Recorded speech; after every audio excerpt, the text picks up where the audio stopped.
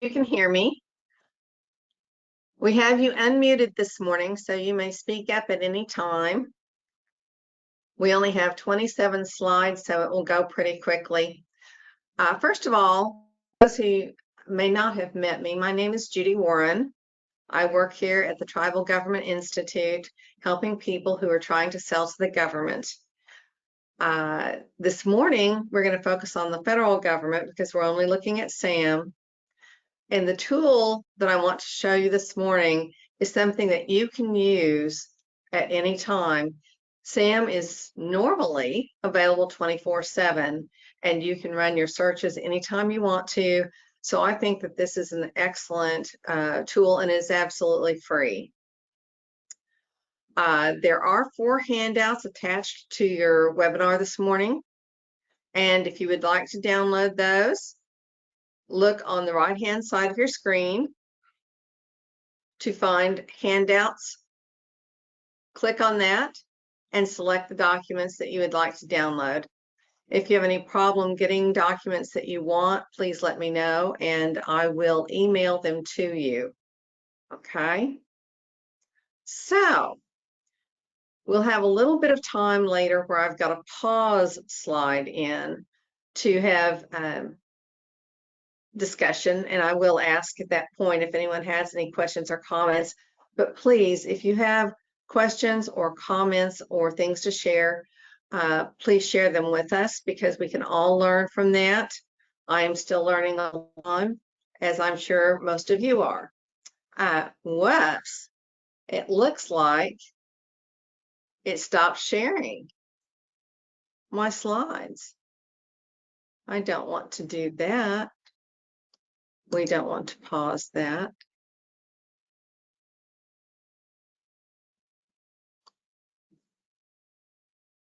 Hopefully you can now see the slides. I am not sure exactly what happened.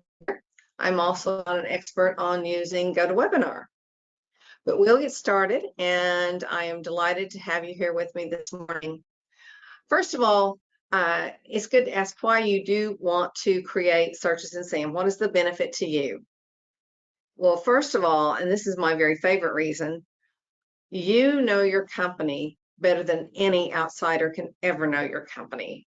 So creating your own searches in SAM allows you to tailor your searches to your company.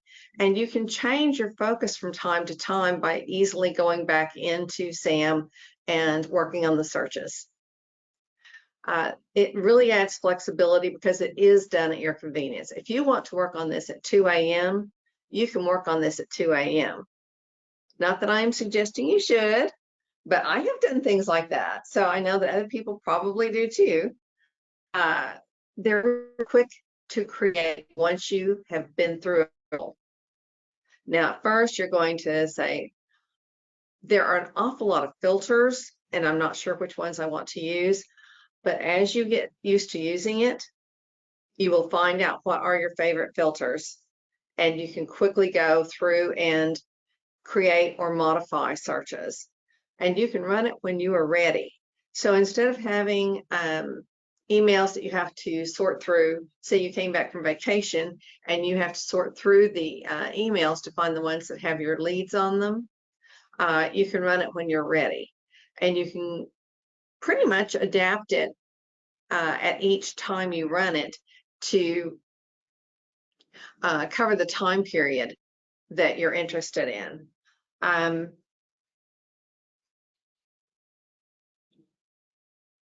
So we want to talk a little bit about the method here. So I have listed 11 recommended steps. Like anything else, use it as it's appropriate. But the first thing is to decide what you want to find in SAM. There's a lot of information in there. Which pieces of information are going to be relevant to you? And if you decide that first, it's going to guide the process and make it much simpler. Then you'll log into SAM and click search on your workspace. And we've got a screenshot here to show you what your workspace is going to look like once you've logged in and where to find the search button. It's not necessarily intuitively obvious. Then you're going to select the domain for contract opportunities.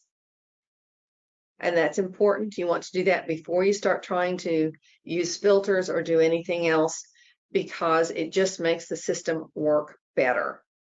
So if you're looking for contracting opportunities, you're trying to create the searches, select the domain contract opportunities.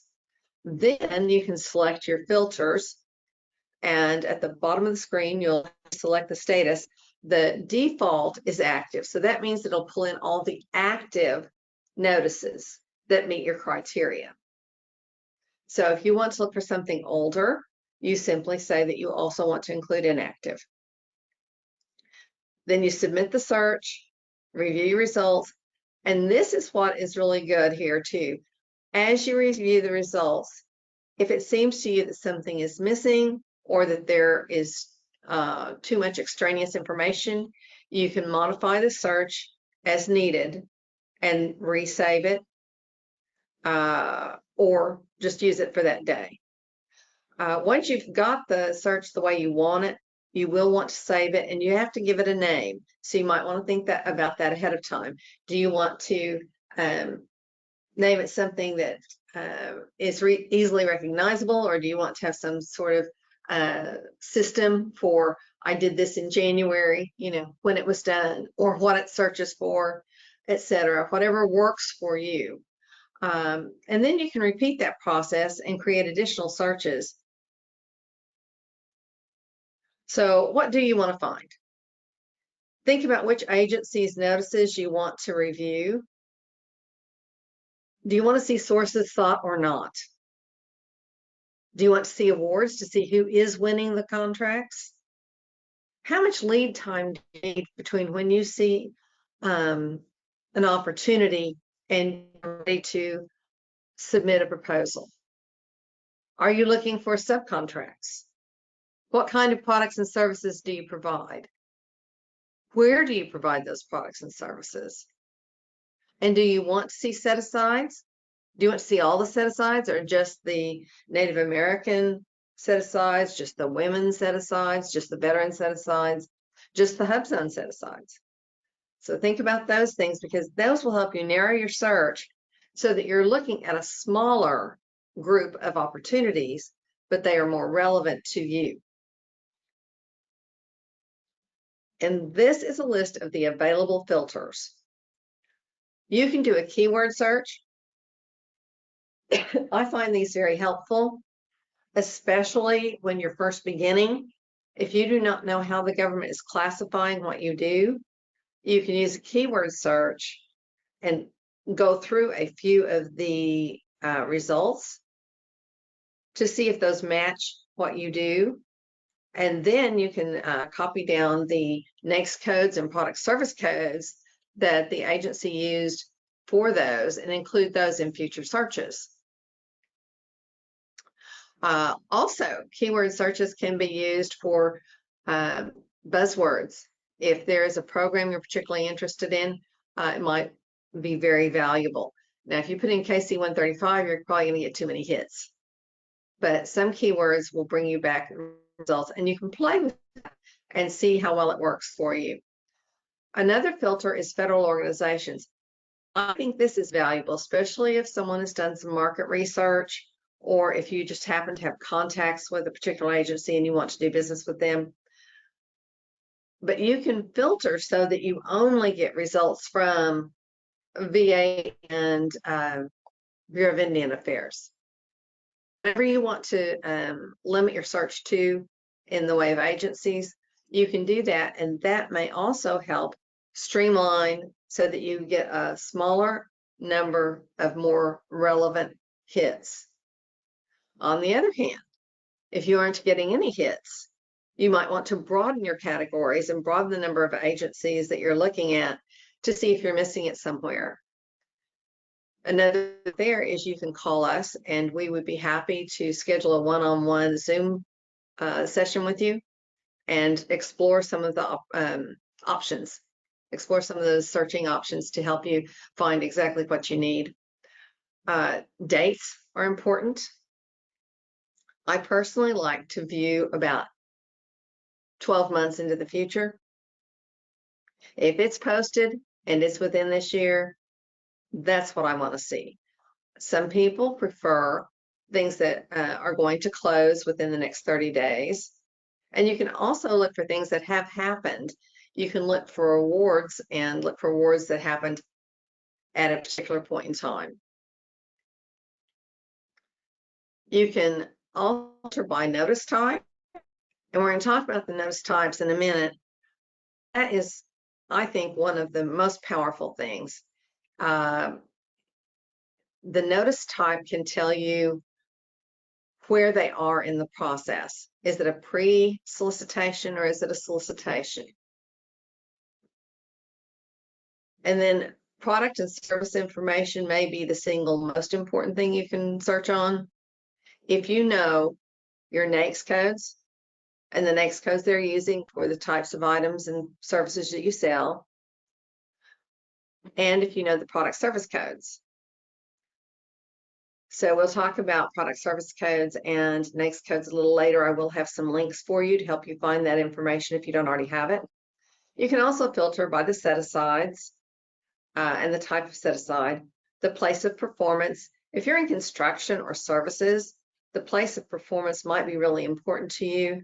So instead of getting a huge list of opportunities that are too far away and you don't really feel comfortable going there, you can narrow that down by choosing the place of performance.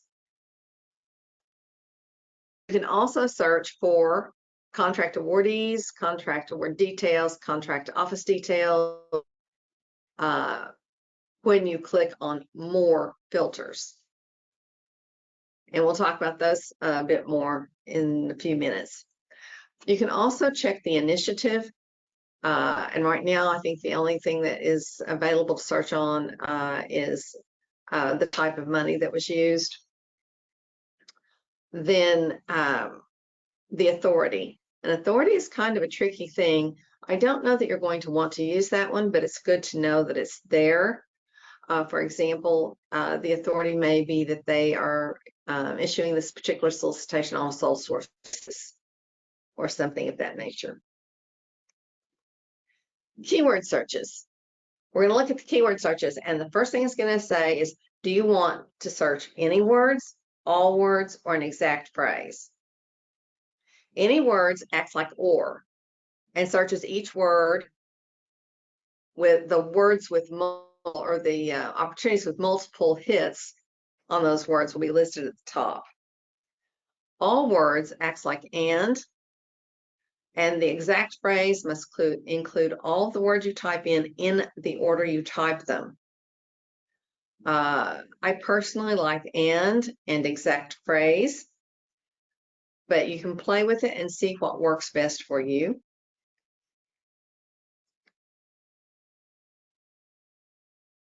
The filter on federal organizations allows you to search either by name or by code.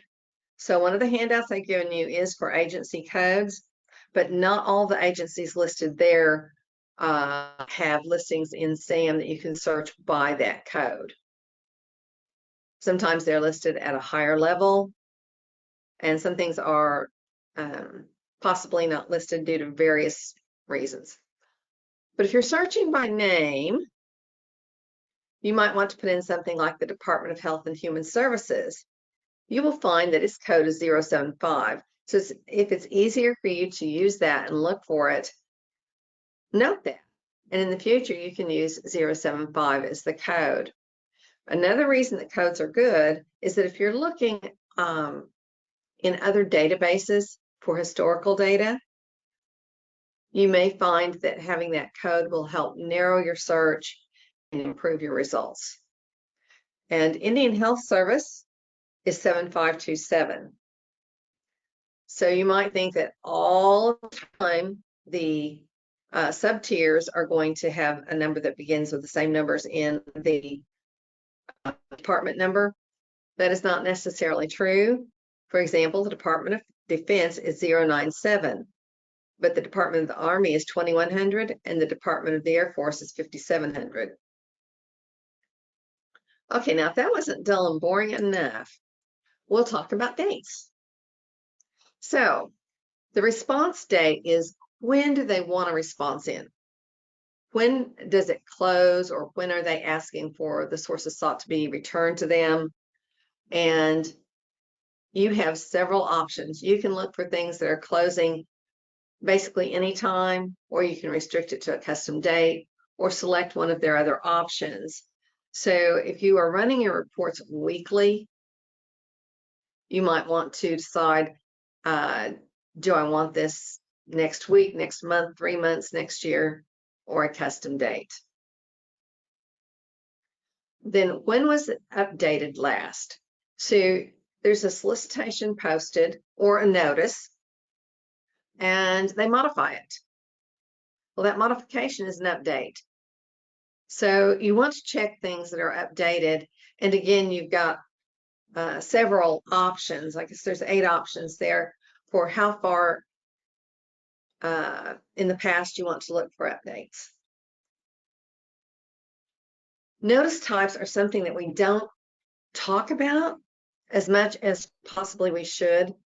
There are special notices, which I would always include if it were me, but you may find them irrelevant. You can check that out. But special notices might include things like, we're going to have an industry day, and things like that.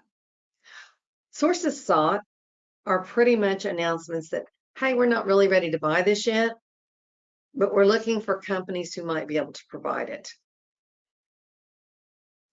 A pre-solicitation notifies you that a solicitation is coming, and it's usually pretty well defined.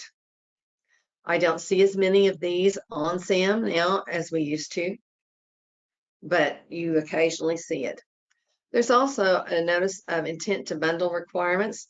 And what bundling really means is that there might be several requirements that were previously performed by, or could be performed by, small businesses that are being put together now into one solicitation, and that might have an impact if you want to look at it.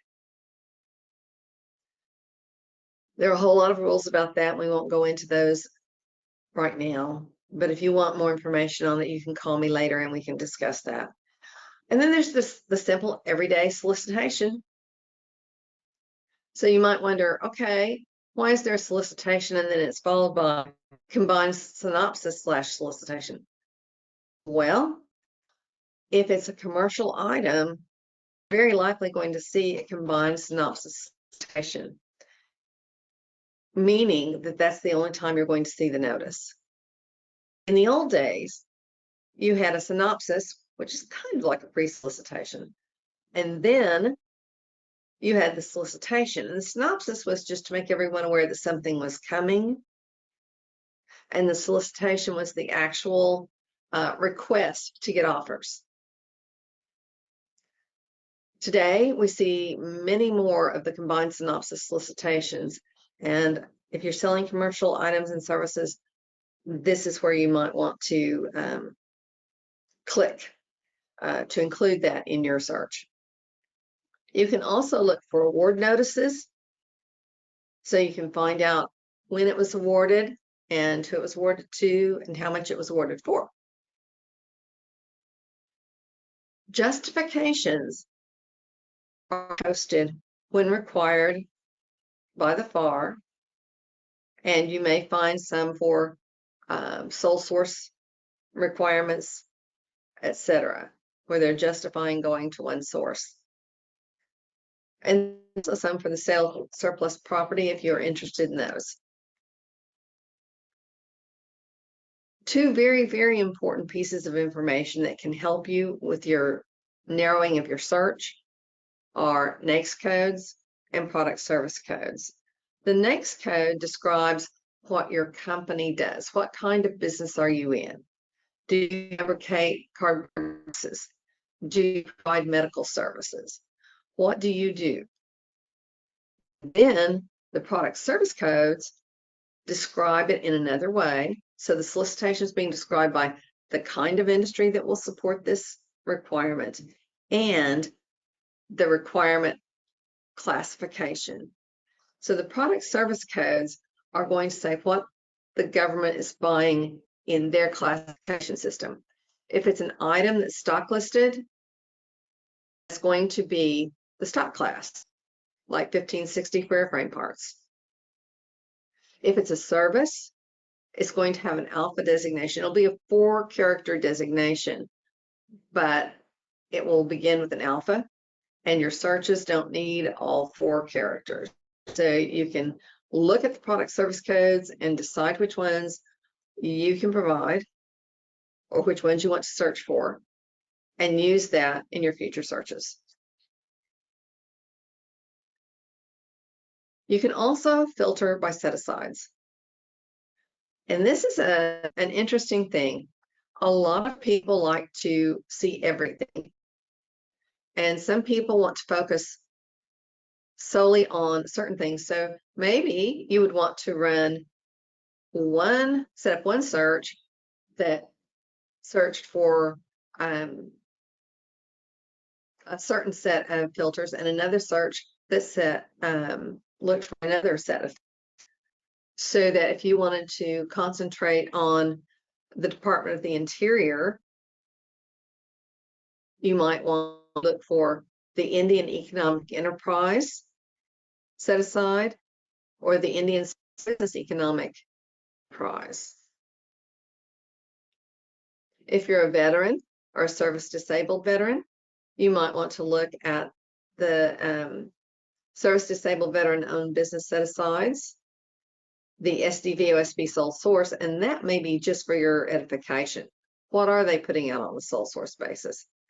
But if you're looking at VA and you're a veteran business, you may also want to look at the veteran-owned small business set aside and the veteran-owned small business sole source set aside. It depends on your circumstances what is going to be of value to you. A lot of people are HubZone certified, so HubZone might be a good one.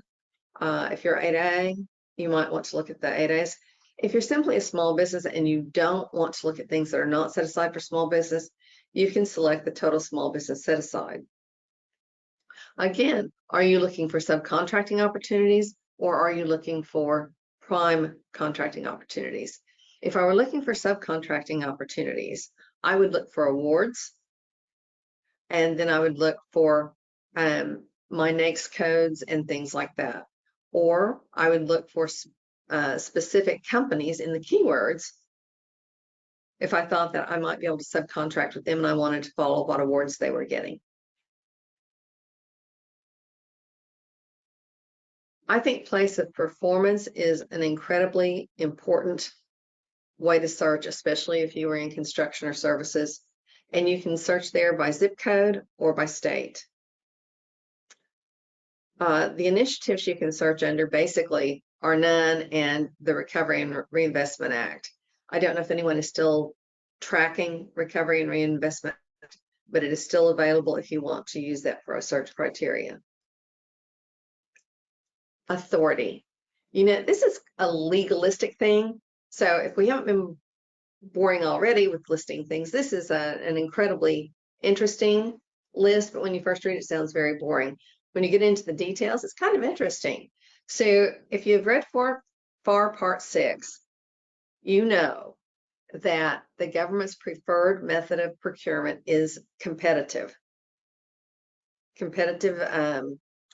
offers. So there are specific instances where the regulation says you can use other than full and open competition for this situation. So that's if it's brand name only, if there's only one responsible source, unusual and compelling urgency, which I find incredibly interesting because a lot of the things that are considered urgent and unusual and compelling, if you read the justification and approval, don't necessarily appear to be that unusual and compelling to all of us. Industrial mobilization is another one. International agreements, like if it's foreign military sales, something that could be authorized or required by statute. For example, buying utilities. national security, and public interest. So if you're interested in looking into those further, we can look into them further, but just know that those are there if you want to sort on them for any reason whatsoever. The authority can also come from FAR 13, Simplified Acquisition Procedures, and Simplified Acquisition Procedures for one source. That is for commercial items, FAR 13.5. There are also situations where they limit the sources. So those are covered in FAR 8 and FAR 16. Additionally, if it's a follow-on like task order or delivery order on, say, a Sabre contract or something like that, it's exempt from full and open competition because you had to have won one of those contracts already on a competitive basis. So the follow-ons don't require the same level of competition. Also, if they have issued you a IDIQ contract, indefinite delivery, indefinite pay, and then they did not have a need, but there's a minimum guarantee in your contract, that's a justification here for the posting. And there are other statutory authorities.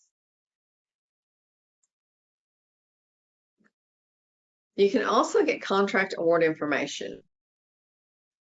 The contract award details you can look for are the contract dollar amount, the minimum, the maximum, the contract number. The contract number is important because that can help you find other information. Task or delivery order.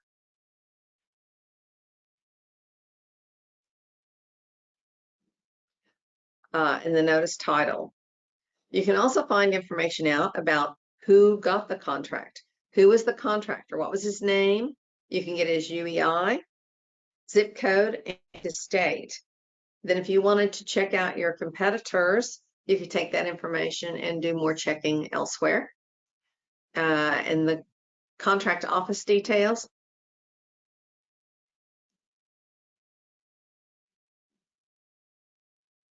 Include point of contact, the zip code, and the state of province. So if you were looking at something a while back and you can remember who the point of contact was and you want to find it again, but you're having trouble locating it, that might be a useful way to find it. Okay, we're on pause. I believe that you are still unmuted.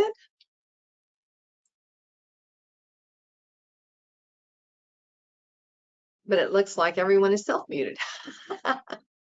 Okay, if you would like to join the conversation, unmute yourself and let me know. You can also, if you would like, type a question in the question box or enter a comment in the chat box.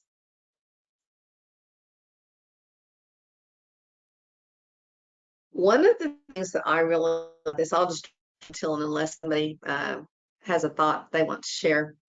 One of the things that I find really good about using the SAM service is that you can just in a heartbeat criteria and customize it to your company. Another thing is that it's always there and it's always free.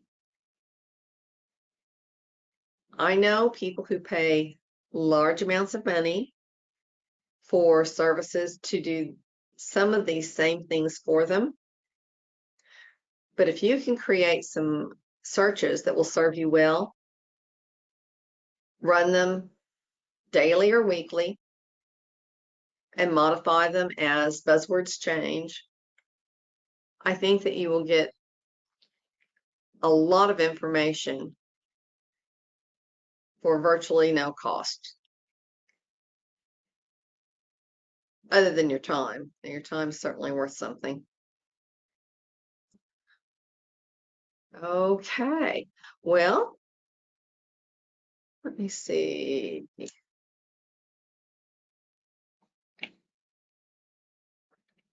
So nobody has any questions or comments at this point? All right, so back to the program. Now, if you wanted to, you could log into SAM and try to do some of these as we, or you can just watch my slides. I did not opt to do a live demonstration because sometimes the internet is not as reliable as you would think. But a live demonstration is something that I'm certainly willing to do with you and would love to do with you on a Zoom call.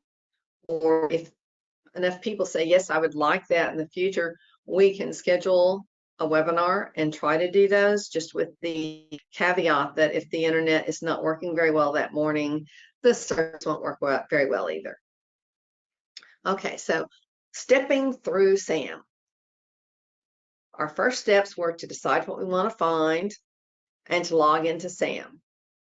So the screenshot you're seeing here is where I have logged into SAM. You can tell I'm logged in because the option is to sign out.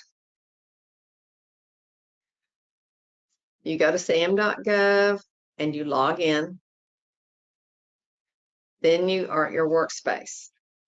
Click on search and contract opportunities, because this is going to get you in the right place.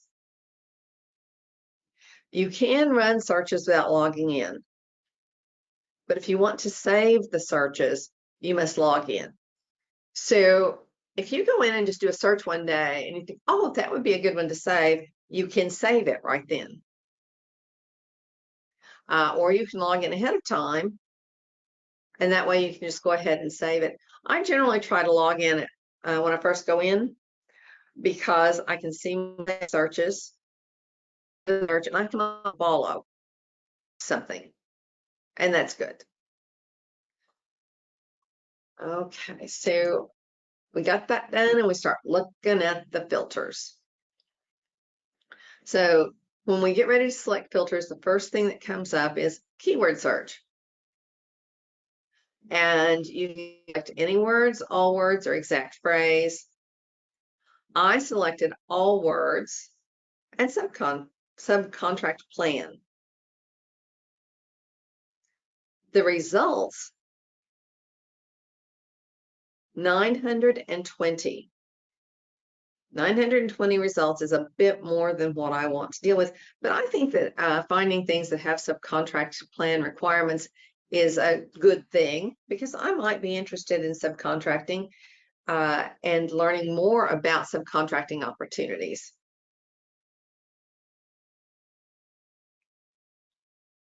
But you know, that was an awful lot of results to look through.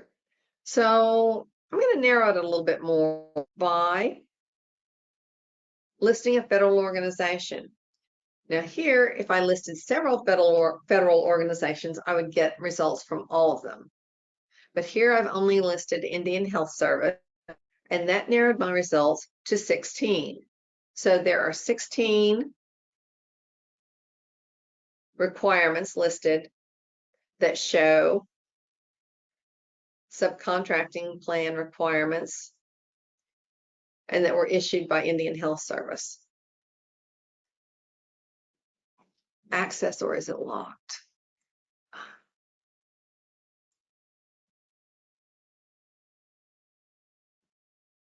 Okay, if your account is locked, you're going to have to go back and get it unlocked or set up a new account. To set up a new account in SAM, you will have to give it use a different email address. I'm sorry, I misspoke. To get a login.gov account, you have to have a new email address. If your SAM is locked, it's a little bit more complicated. Actually, it's a lot more complicated. So if you're having trouble renewing your registration, or if you're locked out, please give me a call and I will see if I can help you figure that out. In all likelihood, you're going to have to go through the Federal Service Desk. It depends on why you're locked out. If you're locked out because you had a change in staff and the person who was your administrator has left the company, you will definitely need to work with the Federal Service Desk. So But once you have a SAM account, even as an individual, you can do these searches. I do my searches as me. I just created a login.gov account, and I go in and I log in and I run whatever I want. There are some things I can see on individual solicitations because I'm not registered with the company as a user, but I can run these reports. And I hope that answers the question. Okay.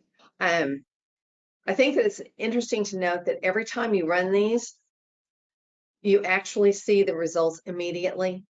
So you immediately know the effect that it had to add Indian Health Service on top of subcontract plan.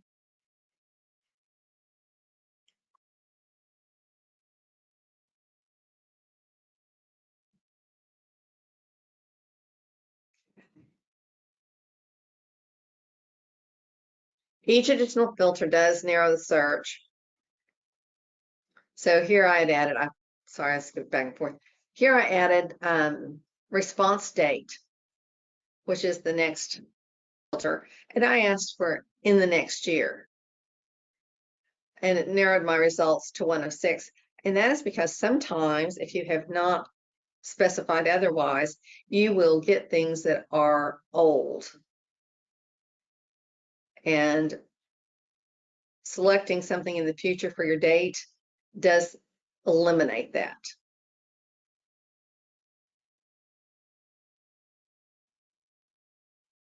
Once you have selected all of your filters that you want, all of them that you want, you can go on down and select the status active, and actually that's the default, and run your query. Check your results. Here I further limited it by asking for combined synopsis solicitation.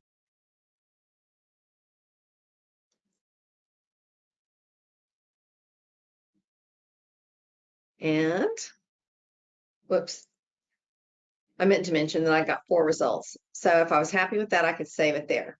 But I was thinking, maybe I want to do something else before I save it. So you can go back to the filter list on the left side of the screen, and you can select additional filters.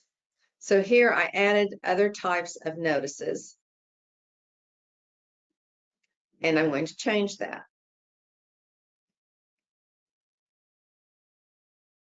If I wanted to add more filters, I could click more filters at the bottom here and select from additional filters as well. And that's where you get the contract award information. And to save the search, you go back to the top of your workspace and click Actions, and then click Save. When you want to save it, it will ask you to name it, and then you click Save.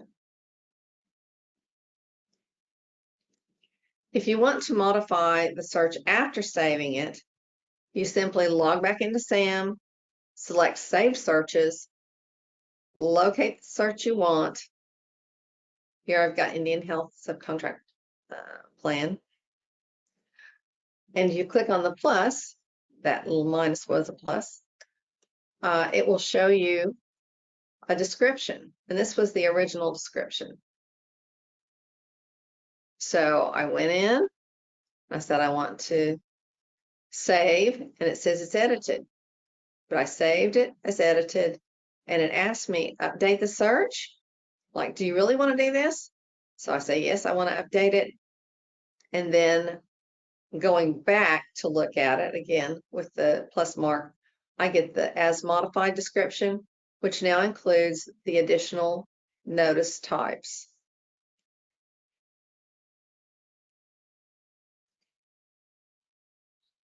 And you can do this repeatedly. You can collect as many saved searches as you want, as far as I know. I have not seen a limit, and I've got 21 myself.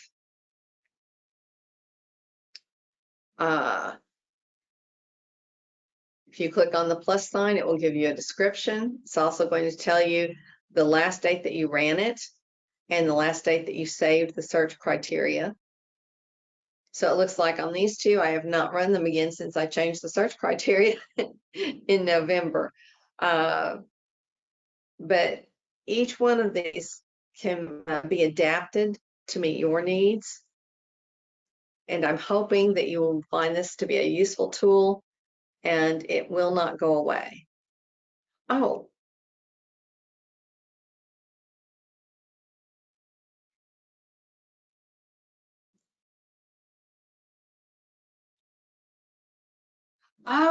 okay. I'm seeing another question that someone has typed in. Yes. Um,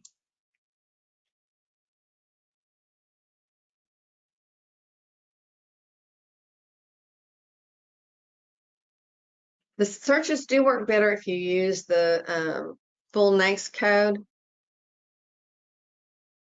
with all 6 characters.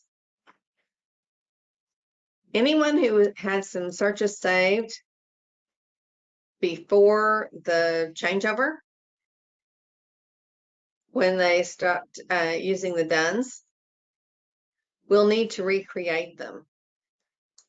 To the best of my knowledge. Now, I'd like to meet with somebody and see their screen to see what they're seeing. But for the most part, what I have seen is that those simply do not function anymore. They sent out a notice trying to tell you if you had things saved in FPDS, that FPDS was going to basically not be available and that your stuff might not cross over. And in fact, I don't think anything did cross over. So you basically are starting from scratch. And I hate that because I know that you put an awful lot of time and work into creating the search to begin with. But I'm hoping that it won't be too much of a pain to recreate. And that's really all I have this morning. Let me know if you would like a practice session or if you have any more questions. I need to check the chat box and see anything in the chat box. So I'm not seeing anything in the chat box. And I think that I've answered the questions that came in, but let me double check. If anyone has some experience to share, you may unmute yourself and share it at this point.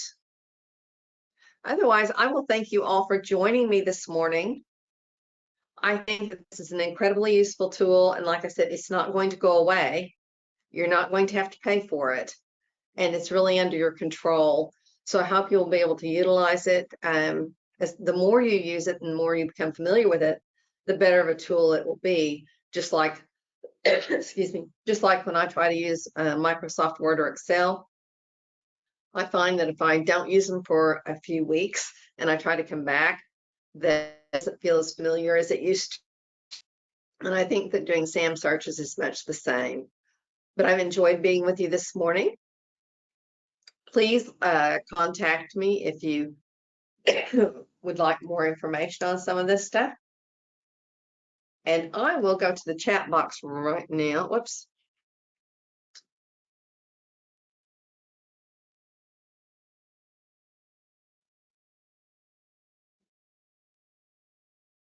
I'm going to go to the chat box and put in my cell phone number.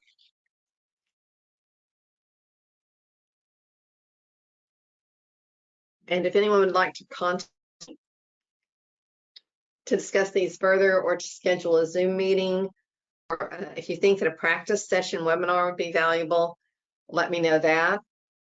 And I'll also give you my email address, which is jwarren.tgi@att.net. And the phone number is 405-570-2224. Sounds like I'm stuttering, but I'm not. And I do look forward to hearing from you soon. If anyone was unable to download the handouts, please let me know and I will get those to you. And until next time, I'm signing off.